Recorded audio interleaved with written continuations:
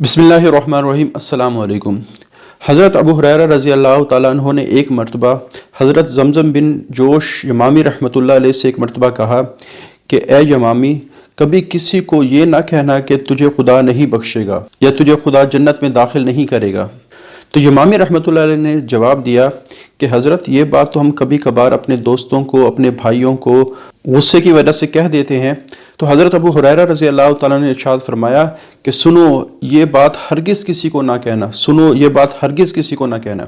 फिर हज़रत अबू हुरैरा रज़ी अल्लाह ताला ने नबी करीम सल्लल्लाहु अलैहि वसल्लम से बयान करदा एक किस्सा बयान फरमाया। तो हज़ूर अक़दस सल्लल्लाहु अलैहि वसल्लम ने इरशाद फरमाया, जिसका मफ़हूम ये है कि बनी इसराइल में एक शख्स था जो आबिद था, हमेशा इबादत में मुनहमिक रहता, जबकि एक और शख्स था जो अपनी ज़ात पर ज़्यादती करता था, यानी गुनाहगार था।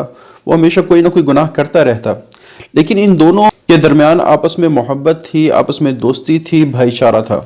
तो जो शख्स आबिद था वो उस गुनाहगार को अक्सर समझाता रहता था कि देखो, ये गुनाह ना करो, ये तुम्हारे लिए इंतहाई ख़तरनाक बात है। तो अक्सर गुनाहगार जवाब में कह दिया करता था कि मुझे और मेरी हालत को मेरे रब पर छोड़ दो, क्या तुझे मेरे रब ने मेरे ऊपर निगरान बना के भेजा है? तो वो अक्सर ये जवाब दे दिया करता था। एक दफ़ा आबिद ने उस गुनाहगार शख्स को एक बड़े गुनाह करते हुए देखा और उसको जाके समझाया कि इस गुनाह को छोड़ दो। आगे से उसने फिर वही जवाब दे दिया।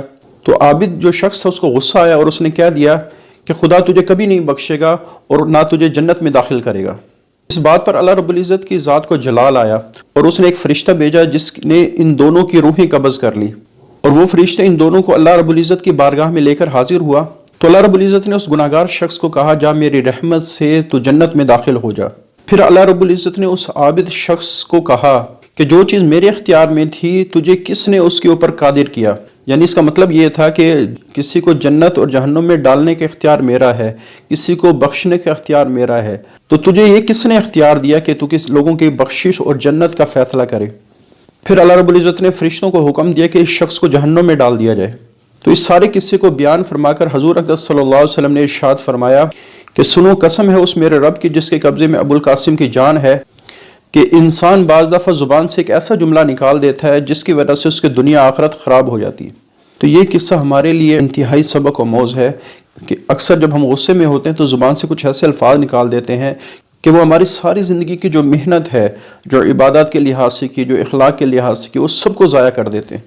इस वजह से अल्लाह के नबी सल्लल्लाहु अलैहि वसल्लम ने इरशाद फरमाया कि जो शख्स मुझे दो चीज़ों की ज़मानत देगा मैं उसे जन्नत की ज़मानत देता हूँ।